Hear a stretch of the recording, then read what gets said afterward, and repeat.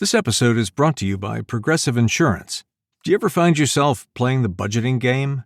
Well, with the Name Your Price tool from Progressive, you can find options that fit your budget and potentially lower your bills. Try it at Progressive.com.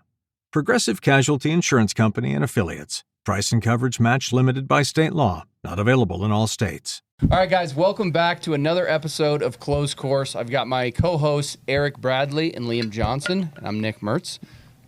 Kind of a new seat for me. Yeah. I'm in the main seat. Blake's gone. But today, we're really excited to have Mike Ruvolo, President and CEO of X-Golf America, one of the fastest-growing indoor golf and entertainment brands in the country. Mike's story with X-Golf actually started as a franchisee in 2019, where he went on to open 5 successful locations before eventually taking the reins of the entire company. Today, X-Golf has grown to more than 130 locations nationwide, combining golf, technology, entertainment, food, and drinks into a business model that's changing the way people experience the game. We're going to talk to Mike about his journey from franchise owner to CEO, scaling X-Golf across the country, the future of indoor golf, and what he's learned building a business in one of the fastest changing industries in the sports. Mike, welcome. Thanks for that was pretty good. so much for having me. That was awesome. That was really good. That was gotta take a breath. Perfect, actually. Yeah. So at least you slowed it down. That was great. The one time I did it, I was like, thought I was gonna pass out. Yeah. I just read it so fast, didn't take one breath. I was like, oh fuck. Started getting dizzy. Plus, we got our last names mentioned. Wow. Yeah, I know. Exactly. Big. Last Big name time. play. Do that. Well, At least you know our names. It's a lot for Blake to remember that. Yeah. If we're being honest, I mean, he didn't remember my name 2 weeks ago. How is he going to remember the last name? He probably doesn't even know my last name. I bet if we had him in here, we should say, what's his last name? Yeah, we should ask. Next Hey, time we guy. put him on the block. Yeah, exactly. what my wife calls me, hey guy. Yeah, hey, guy. Well, Mike, thanks for coming in. Appreciate you coming on the pod. Yeah, thanks for having me. So we were talking a little bit before the pod, and I mean, I had no idea you were a franchisee, love the brand. I mean, kind of tell us how you got into that, and then how you ended up becoming CEO of the company. I mean, it's pretty cool. Yeah, it's I love X-Golf, and it's been a crazy journey. I did start in about 2018. A friend of mine, I used to live in Grand Junction, called me up and said, hey, you should check out this indoor golf facility. It's pretty cool. I think it's kind of going to be a cool new thing. You know, Topgolf has been such a great thing for the golf industry in general. And that was the time where it kind of started moving a little bit indoors. So I went out, checked out a location in Grand Junction and said, hey, let's do this. This is kind of fun. I was in licensing at the collegiate level, obviously, here in Colorado, and started a business up right there with my wife and my mother-in-law at the same time. They obviously had me do all the work, which is awesome. I really enjoy it, actually. And we started our first store in 2019. Obviously, then COVID hits, right?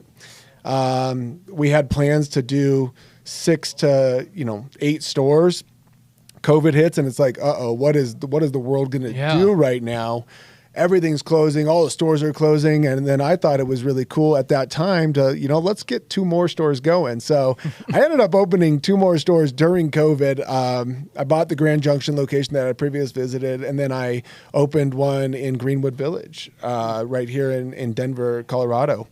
And since then, they've just taken off. The indoor golf in general took off during COVID, which was awesome.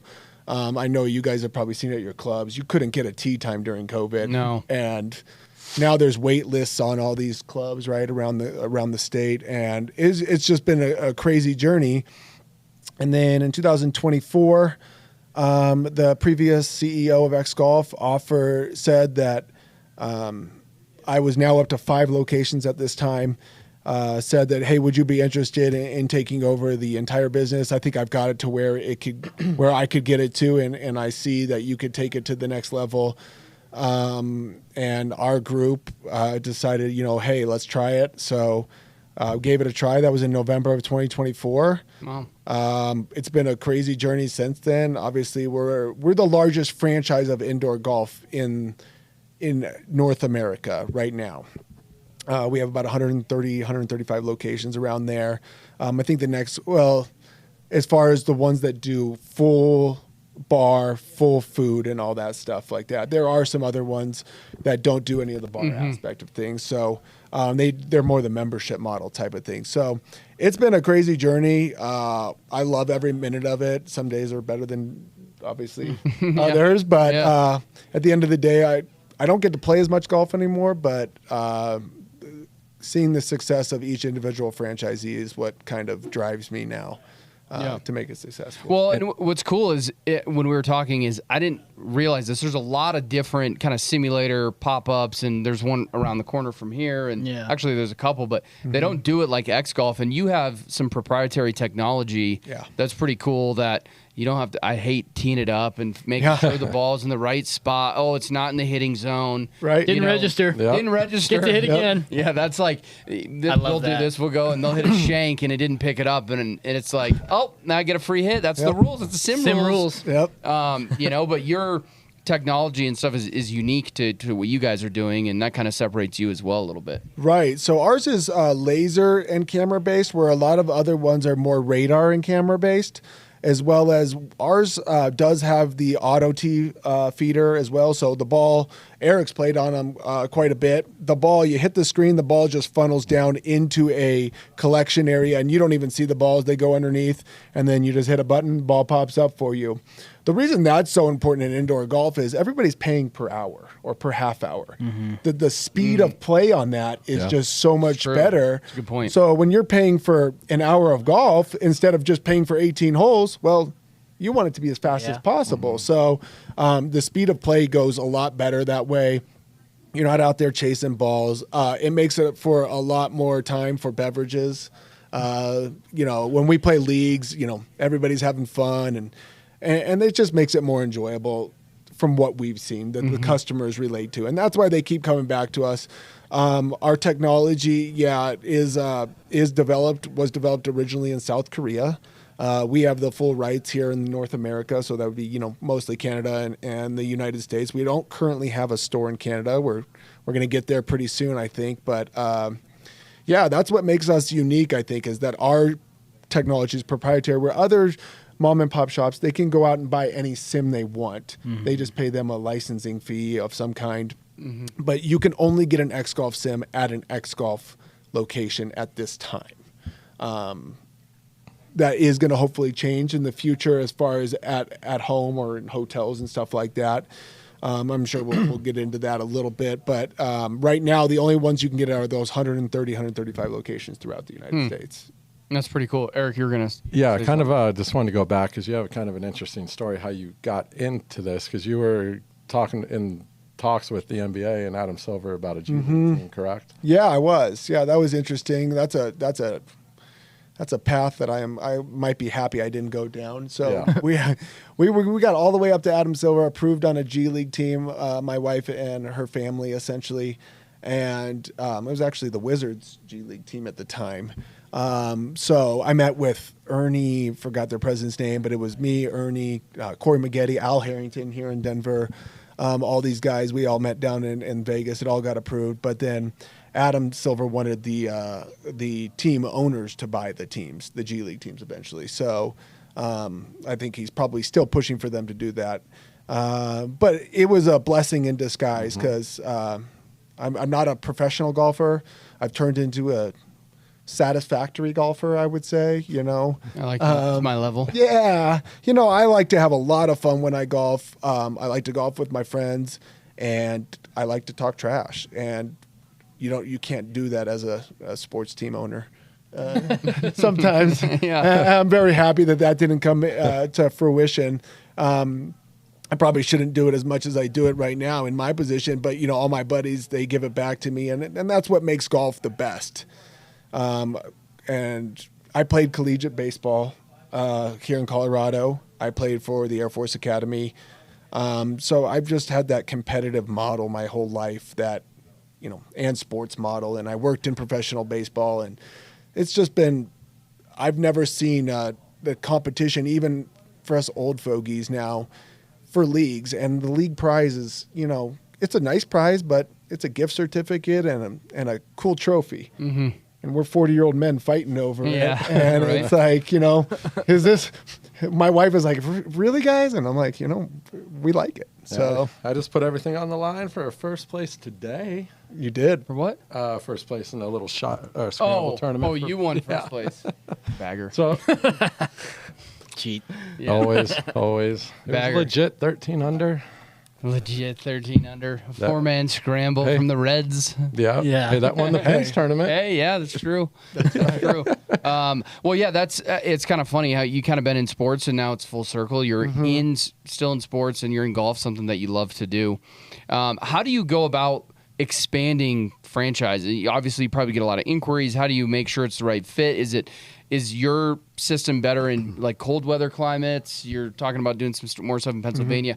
I would assume it's great in the winter. It's like people still want to itch out and get out to golf, but they can't. So Yeah. do you look for those colder climate spots? And It's also, a- like in the summer, like if it's too hot. Really hot, Like, yeah. I mean, I lived there the last 2 weeks because it was so hot. yeah.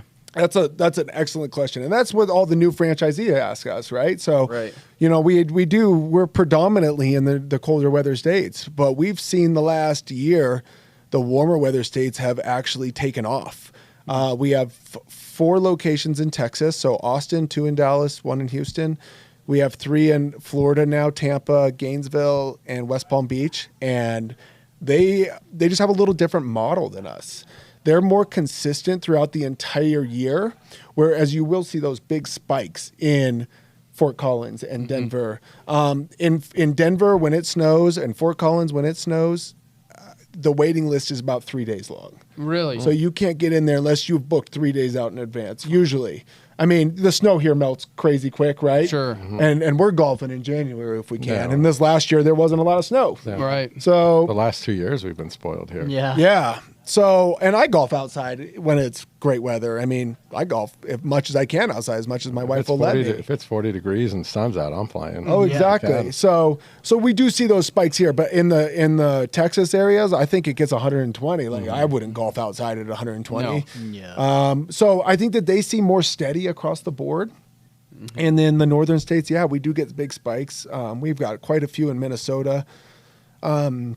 As far as getting the new franchisees, yeah, we do a lot of, we'll do social media advertising. We do some TV advertising, more on the streaming advertising. That's what we've seen. And then we do have a website that they go to that if they want to sign up to be a potential franchisees.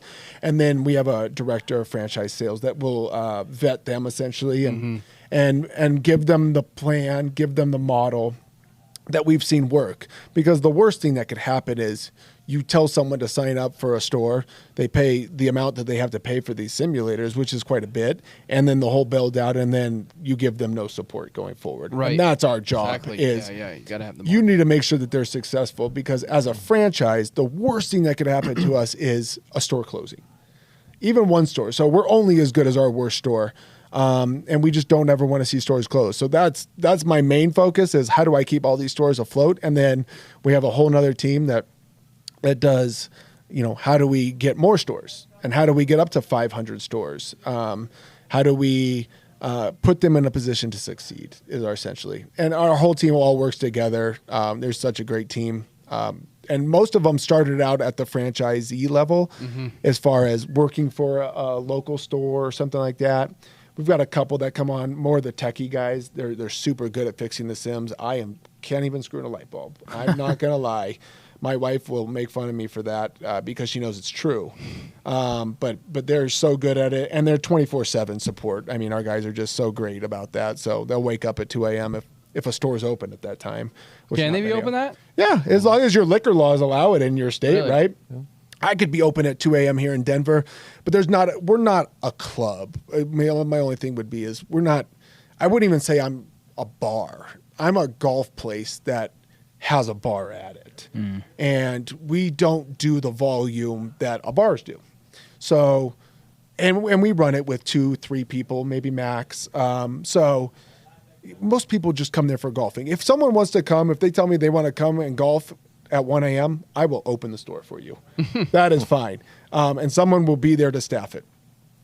We don't get a lot of those. We close at midnight on the weekends. Oh, wow. So not too late, not not too late, but also not too early. Now, do you have to be a member to use? You can come in and just pay. I'm sure there's a membership program or something that maybe get more preferred rates. What are the tiers? Is there like just walk me through like how much it costs if Liam and I, and I'm sure markets depending, you know, on what it is and what they want to charge, but we want to go play, it's snowing, okay, there's an opening, we want to go play versus your most Gucci membership level that you have. Yeah, as far as my stores personally, I can speak on the membership level, the 6 stores that I own. So the membership level for those is going to be $500 a year, and then you get a preferred rate, essentially $20 off an hour every time you come in, and you can bring guests in with you. I don't care.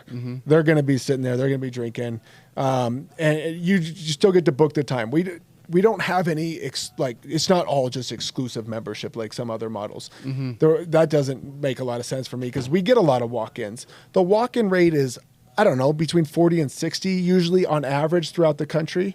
Per hour. Per hour. And is that per person or is that just per hour to rent the base? You could have 4 guys. You can have up to $60. 6 guys. And you could just, I mean, that's not bad. $20 an hour. No, if you had, you know, I mean, if you had 3 guys less than that. You know, and guys, if you get good an enough, I mean, and Eric's probably done this. If he was playing solo by himself, and I've done it, I could play 18 holes in 30 minutes. If I'm just cranking through it, I could do 18 holes in 30 minutes. When I'm with my buddies, I want to spend some more time there. I want to drink a beer or two or something like that. And it's usually, we tell on average an hour per person to play 18 holes.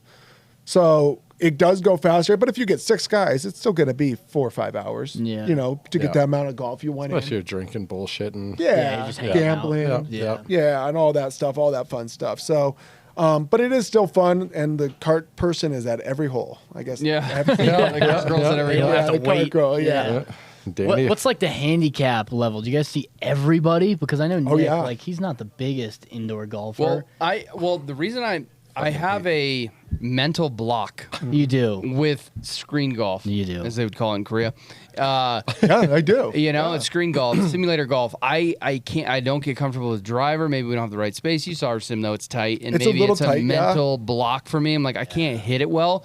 And the putting kind of messes me up again. You know, our setup, we're putting off a mat. You know, I don't know. It's a little janky. Maybe it's a little bit better, you know. But I could, I'm the opposite. I shoot worse on a simulator than I do on the course. Yeah, you would be the select few that do that. But the handicap level or the skill level, we range from the best golfers in the world. I have +5 handicaps that come into our store. To the absolute never swung a club before ever. They can't, and the reason that they come in is because they don't feel the pressure of going out on a course, and we get a lot of females that way, right? Because they don't want to slow people up on the course. You know, there's the old curmudgeons that go on the course and they're like, so and so was holding me up all day, and I'm like, well, they paid the same greens fee as you, but And then the marshal gets on them, and it's like they don't want to go back and golf. We want everybody to golf. And that is your bay during your time. If you get through 3 holes in an hour, you're just not that good, but that's okay. You're going to get better. And that's what we've seen a lot of people get better that way. And we've also had the best golfers in the world. I mean, we have, like I said, there's +5 handicaps. There's guys from my club that all go there, even though we have a simulator at our club, because they do like it. We specialize in the short game part of things. Oh, really? So we specialize in the putting and the chipping. Oh, nice. And it's actually pretty accurate because of our simulators are proprietary. That's why we really emphasize the putting, and that's what makes leagues possible. I will say the putting on theirs is so different than like the one here. Really? Yeah. It's very much more accurate. Yeah. Okay. Yeah, because I think I've just learned our system, so now I'm like the best putter in the world on that simulator. But it's just because like I've learned how to do it. Exactly. It's not like real putting. I'm not a good putter, period. But yeah. And then in leagues, you know, we can put a gimme rate on the gimme link on it to speed up the leagues, essentially. And we always have it set at 7 feet. But if someone wants to put it down to 0 feet, you can actually do that on our simulators. So Can you set it to like 2 feet? yeah, you can set it to Yeah. 2, 4, You know. 7. Yeah, because 7 is like Usually we go 2, I think. Yeah, Yeah, 2 yeah. foot's fine. Seven's Seven's big. a bit much. 7's Yeah. a bit much. Oh, I'm 100%. shooting 62 if I get 7 footers all day. Well, that's what you'll You see know? is our handicaps are based. We do have an actual indoor handicap for the guys. Yeah. Oh, that's For all cool. our league Oh, members. wow. Nice. That's cool. I had just asked Danny about that, like, because it is so different. Your handicap at It's the sim 100%. is so Well, different than out. Oh, yeah. My buddy John Dick, where Crooked Dick Country Club came from, he's got this bed sheet and crappy simulator in his basement, and we go down there and play. And I'm a scratch golfer. He's Yeah. like an 8 handicap, and he shot 62 on his simulator. And I'm like, bro, this is not real golf. Yeah. No. So it's cool that I didn't even think about that. Yeah. Because a guy who is like a 5 handicap could really shoot under par on a simulator. I You should. gotta have an indoor If I simulator. don't shoot under par, I'm a 5 handicap. Yeah. If I don't shoot under par, it's a bad day for me on the simulator. Yeah. Well, see, there you go. So, but I can hit the ball a good distance. Sometimes I don't know where it's going, but we don't have a bad lie on a simulator. You find Right. your ball in the Yeah. rough every Yeah. time, Never right? have a lost ball. Yeah. No, I mean, unless I hit it in the water, Yeah. and then I just take a drop. It's Yeah. like But my handicap inside right now is like a +7 for 18 holes. Wow. That's and I'm crazy. a 5 outside, so That's we cool. do see a big difference in that. But I mean, it just means that I have to. That's what makes our league so competitive, because we get females in the league and they'll beat me because on 9 holes I have to give Susie 12 shots over 9 holes. She gets to Right. play from the women's tee and I got to play from the tip. Right. And she'll beat me. Yeah. A majority of the time, unless I shoot my handicap, because she'll shoot her handicap. I Yeah. promise you that. Right. That's cool. And then it adjusts every week. How are you tracking? Is it just internal through X-Golf for your leagues, or is there like a USGA GIN system for screen golfers? There is kind of a system. Now, we have it through our app. Oh, okay. And it's based off of the formula that we put in it. We do have an X-Golf app, and it's based off the formula that we put into it. And it bases off where your tees are from. Wow. We are getting into we are partnered up with a new company called Even Play as well that is going to give you an actual USGA indoor golf handicap, essentially. So, and they do it based off of AI, essentially. So they'll take your swings and they'll tell you what your handicap is based off of 20 swings. Wow. Not even scores. So we base it off of scores right now. Wow. So Interesting. That makes It a lot is- of sense for indoor screen golf, because you could beat me easily. I know, in there. Yeah. It's funny. You know? Well, I did beat you outside, too. Did you? Arizona. Oh, you did. Yeah. That was a career round. Yeah, he's like a scratch golfer. I'm like a Yeah. 9 handicap. He just didn't play good. I had a bad day. Yeah, and I played as good as I could play, and I beat him. Yeah. And it was like best golf. Hey, day golf of my is a life. 4-letter word. I promise you that. Yeah? It's the same as all the other 4-letter Yeah. words. You love it one day and you hate it the next. Very true. Yeah, he was pissed that day. I was very pissed, and immediately before Liam even finished, he's texting every group chat and everything. Every group chat, As he we're in should. together. As he yeah. should, Hey, yeah. guess what happened? Yeah. But yeah, that happens. That's really cool. So what are your what are kind of next steps for you guys as you look into 2026, 2027? How many kind of franchises do you Are there have any in the markets mix? that you want to get into that Market, you're not what into? are you working on? Yeah, that's a really good question. As far as expansion goes, we are going to expand into residential and country clubs, essentially, on a limited number of simulators. So, I don't say that for a residential. If you want one in your house right now, we're expanding into the residential, which is great. I actually got one. I just built a house last year. I put one in there. It works great. And our whole tech team is ready to support those people as well. What I meant by limiting the simulators would be in a country club, which is in somebody else's territory, in their franchise territory. But if we limit it to 2 simulators in a country club, which is more than enough at a country club, then they wouldn't impinge or infringe on the franchisee's territory. So they wouldn't take away from their business and stuff like that. As far as the territories I want to go into, I think Long Island. We want to get more stores in Long Island. Those are our best store in America right now, gross numbers wise. And I won't say the numbers, but it's Brooklyn, New York, and then followed by Long Island, which is Comac. And they just absolutely crush. Does your guy in Long Island or Brooklyn, the franchise owner, have the first right of refusal? They don't. No. So they don't have that. They have a They have a circle territory. radius? Yeah. Yep. They have a territory. It's usually based off population, and as you know, that area is crazy Yeah. densely I was going to see populated. if it was a radius clause, Yeah. like a mileage. Yeah, it is. It depends.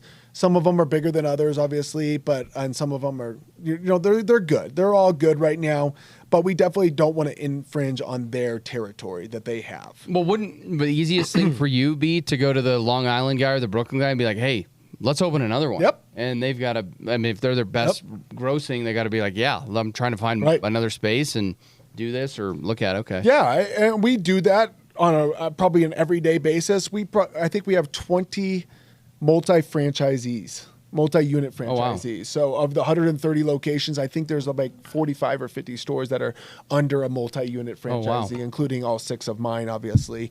The other market that I think is crazy, and I just keep going back to this area, but Buffalo's a crazy good market. I would assume those fans are just and the people and it In the snows. wintertime. And it snows a lot, Yeah, we're expanding. The next store open will be in Philadelphia. We just opened one actually we have 3 in Dallas. I just forgot. We just opened another one in Dallas. So in Fort Worth, we've got another one scheduled for Kansas, which is actually. You're probably not surprised at this, but a really good market. We are expanding into hopefully California. The reason for sometimes on expansions it's tough to get into some places is all going to be off liquor laws. So in Colorado, it's easy. We're like Oprah out here with liquor licenses. All right, you get one, you get one, you get one. But, you go to, let's say, Pennsylvania, for example, because I'm opening a store there as well right now. Their liquor license is about $200,000. And in Colorado, it's about $3,500. So just the cost of doing business is just a lot higher there to get that initial liquor license. Once you get it, it's awesome. You own that. But you don't own the liquor license. You own the liquor license in Colorado, but you can't, resell it. You can resell it in Pennsylvania so that people own it as commodities.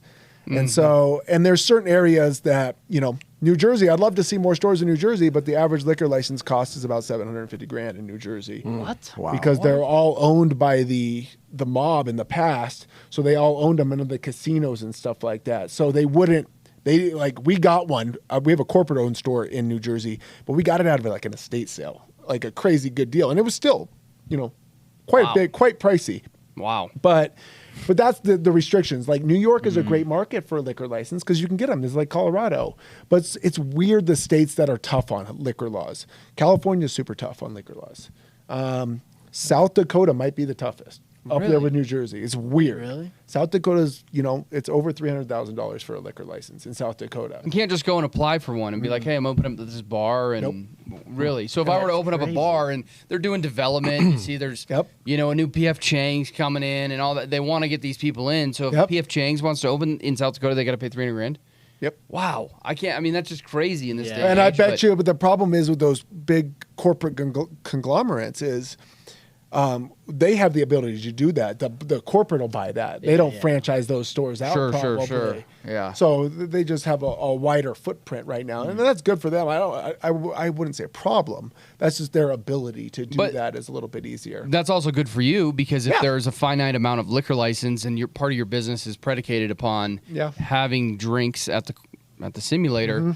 Hey, we got a liquor license. You got a place to drink, hang out. It's fun. Correct. The barrier to entry is a little bit higher. It is. So you got to have the resources like your organization to be able to do that. Yep.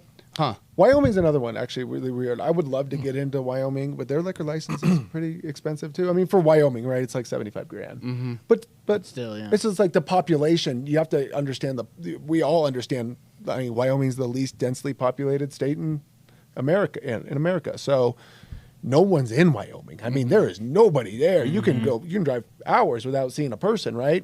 Cheyenne would be a great market, I think. I think Laramie would too. I mean, the college kids, it's like the coldest place in the world. I don't know if they would go. It is a cold place, right?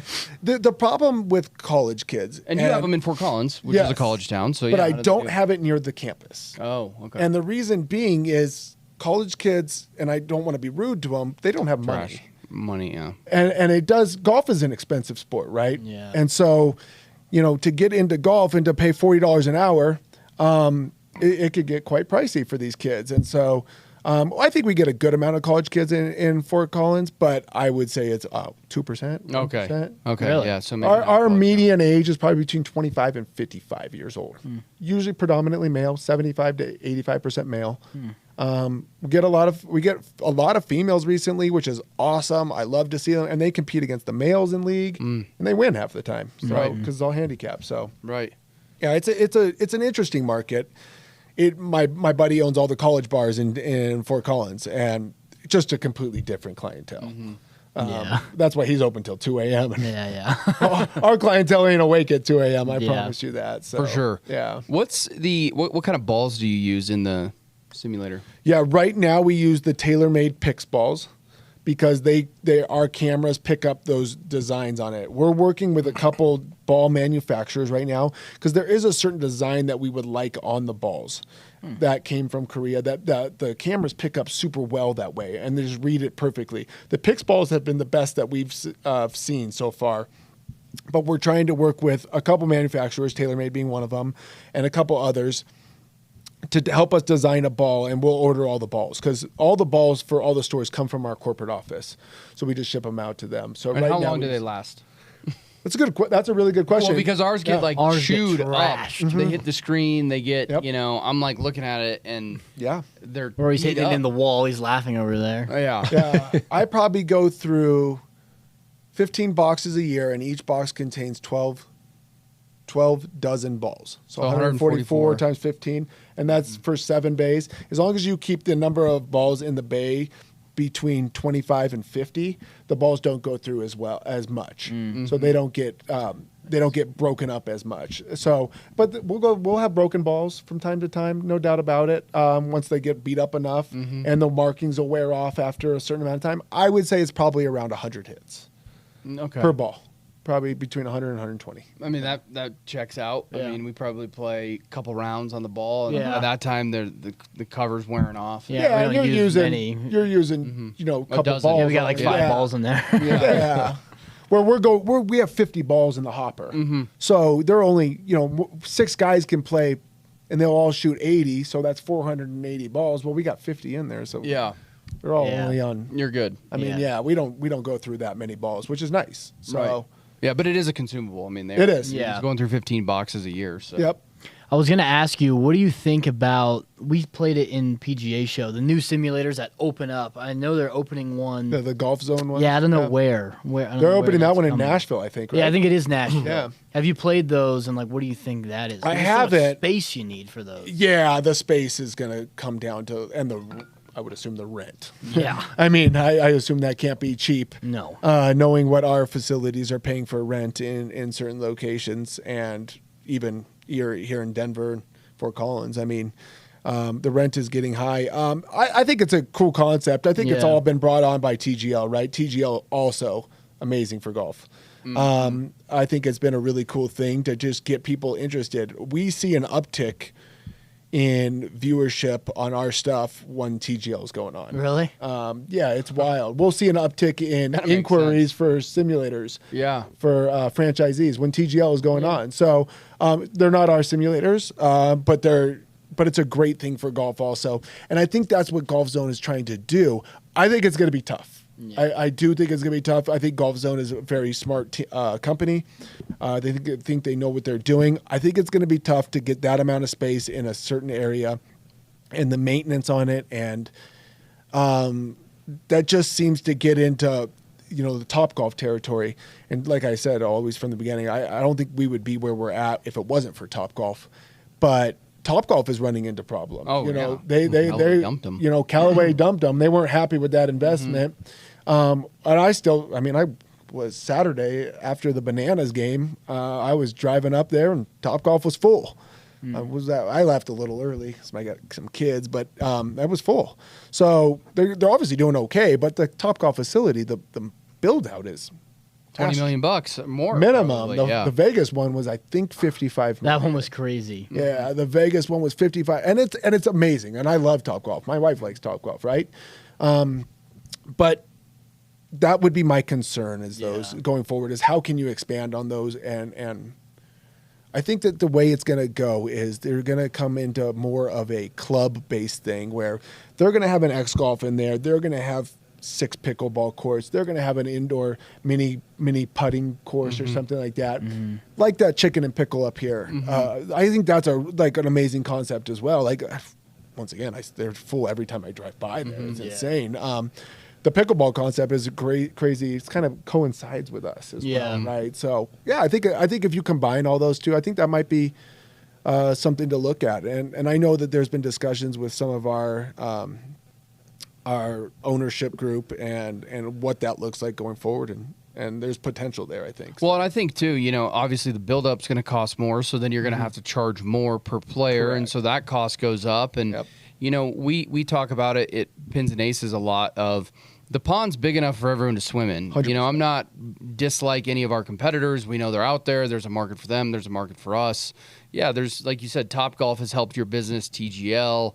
These other guys do, some things. You do certain things right that they don't do. And so I think it's just a different type of experience, going to that and, hey, paying $80 an hour versus $60 an hour or whatever it is. Hey, I'm going to have just as good of a time at this $60 an hour place or whatever it may be. And that's what Topgolf does, right? I mean, they charge more than us. Oh, yeah. Oh, it's expensive. It's expensive. It is not cheap. You're right. I mean, the food's great, and they have, like, culinary chefs. You're looking at the culinary chef in X-Golf. Like I ain't no chef, but we use like the Mary Chef model, more like the Starbucks model, right?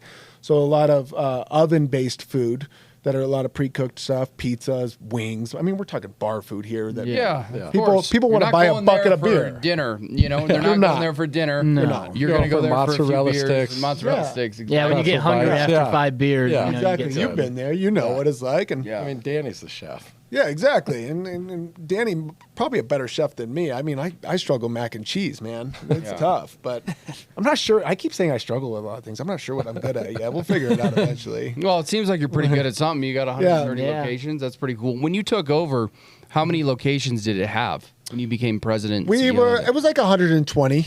Okay. And since then we've worked on, we changed up a couple things, and I really believe coming up here we're projected to open between 20 to 25 stores a year. Wow. For the next 2 to 3 years. Wow, that's So awesome. yeah, we just had to go through a little. We just added 3 new courses that you probably haven't seen yet. Or I think it was in New York. Dubai, the Pebble. We updated the graphics on Pebble. That's what. So and Oakmont, and then Dubai and New York, and then something else. We added 3 new courses. So we're in the process right now of our customers want new courses. People that have been at my Sims for 7, 8 years, like, we only have 50 courses. It's like, we need more courses. Whereas some of the other ones, they're upwards of 200, 250 courses. I don't know if I want to get that many, because that seems like You have to license them? Yes. Yeah. On So some when of them, the ones you have to license, yes. Yeah. But if the way indoor golf works is there's actual course builders, course designers that are they're just like computer course designers, right? So do you have some of those? That was one of my questions of like, I see these wacky courses that are like, like the fun TGL in courses. and, like just super fun. Because if I'm playing simulator golf, I want like, You want something I crazy. want to hit the hole in one on Yeah, the I mean, five, those or like the New York fairways courses. this wide. The New York course is awesome because you see like downtown, the skyline, Yep. you're And the into Dubai the Statue course. of Liberty. The Dubai course, and we do have all 4 of the St. Andrews, so we do license from St. Andrews as well, and we license all the other ones as well. So, but the way to get around those licenses is just create your own course. Yeah. So you pay a course designer, create your own course, and so there's people out there that'll do that on a contract basis or come in house. That's cool. I was laughing because we went through that same thing because we do live shows all the time, and it was like we're playing the same 10 courses over and over. Yep. So then we got a new platform, and they have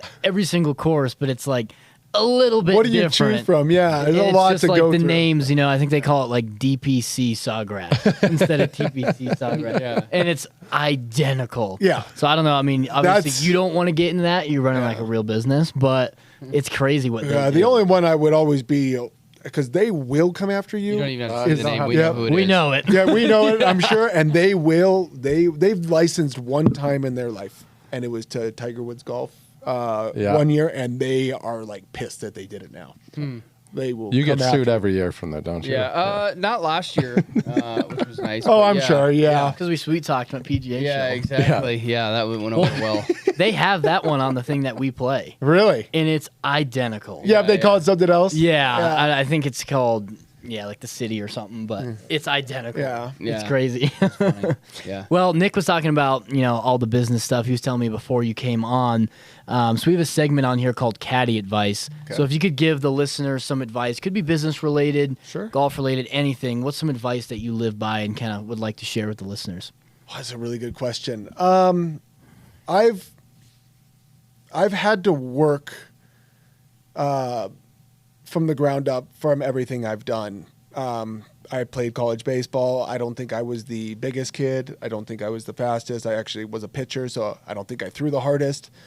I ended up playing all 4 years, and it was awesome. The dedication that I put into X-Golf, the dedication I put into every job, the dedication you guys put into Pins and Aces, I think I lived it. I breathed it. I'm sure you've been in here packing boxes. You guys have all done that stuff. It's not all fun and games. Like I poured the first 2 years of X-Golf Fort Collins. I was in there from 9 to 5 every Monday through Friday, pouring beer, cooking food, cooking wings, because I just needed to make sure the business was viable, right?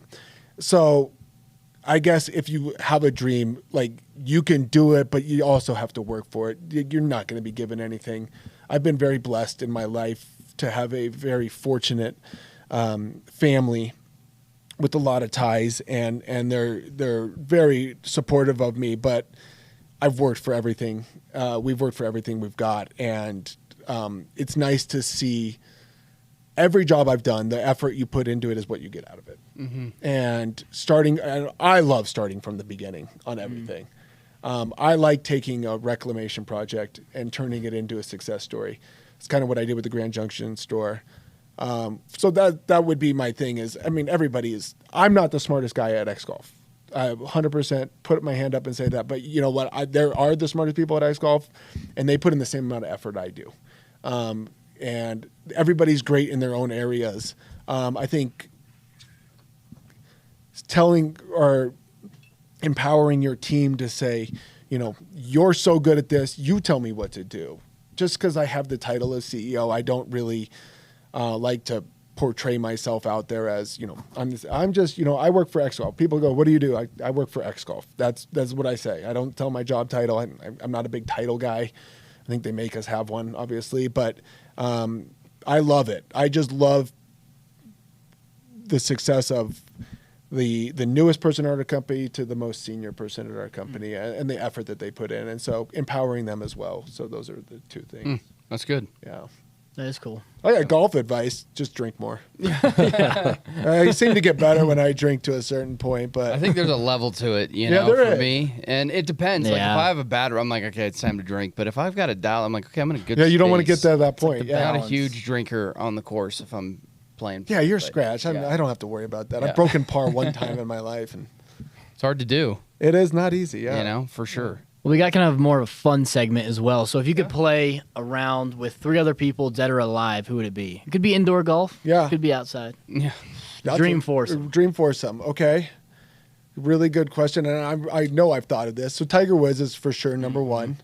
I grew up in the Tiger Woods. We're all in the Tiger Woods era, right? Like he's kind of got me loving golf, loving sports. 100%. So Tiger Woods for sure number one. Really good question here.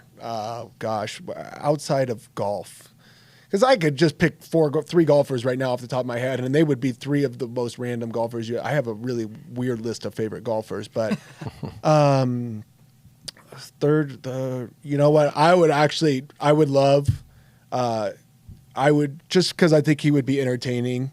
Donald Trump would be hilarious. Oh yeah. Okay. I think he'd be hilarious. He is funny. Politics aside, and just to see entertaining. if he does cheat or whatever. Like I don't believe he probably shoots 70 every round. You know what? Who cares at this point?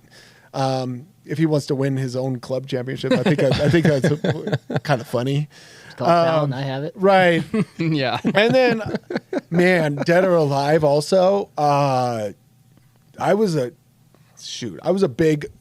I'm a big Queen fan, the band Queen. Yeah. I don't think he played golf, but I think Freddie Mercury would have been just a really cool, like, just a talk. Like, he just lived an interesting life. I loved the movie Bohemian Rhapsody, but I've always loved Queen, and it was like that wouldn't be the greatest group to mix together, probably. That would be entertaining. It would be entertaining. Yeah, Freddie, Trump, and Tiger. Yeah. That's a good one, though. But that would be just on a personal standpoint. I just want to, pick his brain a little bit. He just seemed like an interesting guy. Yeah. And I didn't really get to live through it. I was like 6 or 7 when he died. So Yeah. but his music was cool. So Yeah, it definitely was. Golfers wise, if I just was picking off pure golfers, it'd be a weird. You would be like Akshay Bhatia, J.J. Spaun has been my favorite golfer forever, and then Jon Rahm probably. Okay. It was pretty good. Yeah. Why Akshay? It's just I'm a lefty also, and yeah. everybody calls me. They call me Indian Ruvolo or they call him Indian Ruvolo.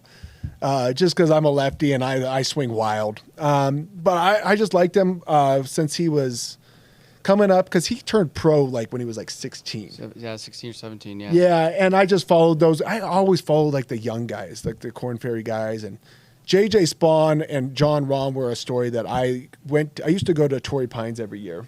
And it was the year Jon Rahm won. It was his first ever win. No one knew who Jon Rahm was. The golfers at the people at the event, and it was me and a buddy, and we followed Jon Rahm around on the Saturday, and J.J. Spaun was in the group with him, and no one knew who Jon Rahm was. We did, because he was such a high-ranked amateur, and they were both in the third to last group on the last day. It was Jon Rahm, Paul Casey, and J.J. Spaun, and they talked to us the entire 2 days. They were the nicest guys in the world. They talked to us the entire 2 days. Really? They were and no one followed him. And Jon Rahm's girlfriend at the time, now it's his wife, she goes, "Are you guys following Johnny?" And I was like, "Well, I don't know who Johnny is, but we're following Rahm." And she's like, "Yeah, that's who I'm talking about." I'm like, "Okay, well, yeah." And she's like, "How do you guys know him?" I'm like, "Well, we follow like the young golfers." And she couldn't have been nicer. And he couldn't have been nicer. Took pictures with us afterwards. Wow, that's cool. That's cool. And That is J.J. cool. Spaun was the same way. Really? And so then I've gone on this thing for the last, it's probably on 10 years now. For every tournament, I bet on J.J. Spaun since then. So, but he's actually paid off for me. Yeah, I bet him first round yeah. leader and wins. And so at Oakmont, he was first round leader and the winner at 120 to 1 on both. And so, but just ended up being my favorite golfer. Really like him. He's from my home, right where my hometown is. So a bunch of buddies of mine knew who he was, or like they introduced me to him. So he That's was cool. just awesome. Yeah. Southern California, right? Yep. He's from and Yeah, he's from San Dimas. yeah, Yeah. and he's like a skater guy, and he's Yeah, I've Super seen skater those. guy, It's yeah. funny, yeah, yeah. I mean, like a good he's skateboarder. He's I don't know 5'6". yeah, But he's a tiny little guy. yeah, But he's thick. he's thick, Yeah. and he can pound that ball, yeah, man. yeah, he can. And his Cool. dad, I talk to his dad all the time. His dad's the nicest guy in the world. That's cool. And then I saw them, and then we went to the Masters. I actually got lucky enough to go to the Masters that year, 2017, and Paul Casey was there, and he was talking to us the whole time too. Oh, really? Paul Casey has kind of fallen off now. I don't even know if he's still on Live, or think I don't he still really is. follow a lot yeah, of he's on Live. Crushers, I think, but Okay. yeah, But he was genuinely like yeah. grade A material. Nice They guy. were awesome. That's cool. So it was nice to see those type of guys be like that, and a lot of athletes are like that. You know, now Jon Rahm is so big, Yeah. it's hard to even notice him. Yeah. because you can't even get closest to him. Right. We would always go to Torrey because Tiger was there. Mm-hmm. You saw Tiger for half a second because the entire crowd just surfs with Oh, of Tiger the course. entire time. Yeah. So that's how we were with Rahm. No one was following Rahm. So, Yeah. and so then we just stayed with Rahm. That's cool. So That's cool. Yeah, that's cool when you've got like that personal yeah. connection to it. And most of those guys are pretty nice and chill, but Yeah. yeah, that's cool. Good to know for those guys, you know, Yeah. people who are like, oh, what are these guys actually like? You know, maybe it's different now, but that's cool. Yeah, I think the YouTube golf space is. Yeah, I would like to golf with some of those guys. I mean, especially like the Bob Does Sports guys really seem like a lot of fun, and they don't seem like very good golfers, which is really fun to golf with. And they don't Yeah. take themselves seriously at all. which No. is the best, Yeah. right? Yeah. So I mean, those would be cool guys too. But yeah, as far as I just love golf. follow golf, watch golf every weekend, PGA Tour every weekend. Yeah. Wyndham's a big guy in this area. Yeah. I grew awesome. up junior golf with him. Oh, I played I with bet. him a bunch. Yeah. So, but yeah, that's awesome. It's cool that you got like a personal connection to those guys, and if they see you again, maybe they recognize you and be like, "Hey, remember?" Yeah, exactly. So Yeah. And I do got to ask, because no publicity is bad pub. Sure. The Pat McAfee deal. Yeah. Yeah. Do you want to clear the air? Sure, On sure. the X-Golf side? I have no problem doing it. Because So, I yeah, we don't did. think anyone's heard the other side of the I don't know what story. happened at all. So It's okay. Yeah. So we installed a simulator. Pat McAfee actually reached out to us. His crew reached out to us at X-Golf and said, "Hey, we've been to your simulators. There's 3 stores in Indiana. We'd like to install a simulator in our set on the Pat McAfee set." We said, "Heck yeah, we'd love that." yeah, So we did this. We planned it out. I probably had to be 2 months of planning. We went over 58 different plans with that. Are you sure you want it right there? You sure you want it on your set? You sure you want it here? Yep. Okay. Sent us the check. We installed the simulator. He had it up on his show one day, interviewed Mike Tirico, said, "Check this out." Mike Tirico said, "That's a next level sim. Like, that is awesome. Great." The next day it was uninstalled. He did go on a YouTube after his show on ESPN and hit one ball. Now, the problem, and it didn't read it because the computer had went to sleep. And it was no fault to them. It was a little bit of fault to us. We forgot to take off that. It was a new sim, so we forgot to take off that function on the computer. And that was our oversight. And we talked to them that night. We're like, "Hey, just go hit more right now." They went and hit another 50 balls, and it all read perfectly. So all we heard was that he just was, "I'm just going to take the sim down and we'll install it out back or somewhere like that." And I was like, "Okay, but it works." And he's like, "Yeah, I know it works. I'm just going to take it down. It didn't work that one time." So the sim wasn't broken. He did post a video that said the sim was broken. It's not broken. It worked great. Sometimes technology fails. yeah. And that happens everywhere, right? But the computer just went to sleep. And it didn't show it went to sleep because it wasn't black on the screen. The screen was still up. But Pat was a pleasure to deal with. His team was a pleasure to deal with. And I think that they'll hopefully install it again in the back of their building, but it won't be on their set anymore. And I don't know if that was direction from up above or from... free publicity or something, Yeah. Yeah, I mean, I think that could have been the issue. That we had our X-Golf logos on the simulator, and we didn't talk to anybody at ESPN. Yeah, that's probably what But it was. Pat, Like, what the fuck? Plus, Take that down. if you're Yeah. familiar with Pat's setup, which Yeah. little context is, it's on a big basketball court indoor gym, and you'll walk right into the studio. To the right is the hoop, and they was literally right there to the left of the entrance to where all the guys sit. Oh yeah. So you saw it like every cutaway. Whenever they panned to a full shot, it was right there. It was, Yeah. And it he was had great. one similar to your guys' that was super skinny up on the second level. Actually had one up there on the second level, and he's like, "This thing, we don't never use it. It's too skinny, blah, blah, blah." We're like, "Okay, well, like, this is the dimensions." We went over the dimensions. 50 full. We even customized it a little bit for him as well. It's fine. I have no ill will towards Pat. He'll probably install it again, and we'll go back out there and install it for him. Yeah. And then that's okay if it's not on his set. Pat, Yeah. he was a pleasure to work with. He paid for the sim, so I guess Hey, It is what it is, yeah. Nothing to do with hey, the golf. check cleared. Yeah, check clear. exactly. Who cares? Well, Mike, it's been a pleasure talking with you today, and appreciate you Same. coming on the podcast. And I'm looking forward to going out and hitting some balls at X-Golf and Yeah. having Mike be the chef and Yeah. some food. So Yeah. I'll get someone else to be the chef because Yeah. they're better cooked than me. looking forward to it. Well, thanks All again. I know is that last time I was there, I got my ass fucking worked by Victoria. Not gonna lie, not a sim golfer. Well, Yeah, it's okay. Yeah, me either. We'll probably get you more to there. that I story. think oh no, she was 2 over. I was 18. Oh. not good. We're gonna get you there. We're gonna Not get good. you there. We'll get them dialed in. But Yeah. make sure everybody like and subscribe. Thanks for tuning in, and we'll see you on the next one.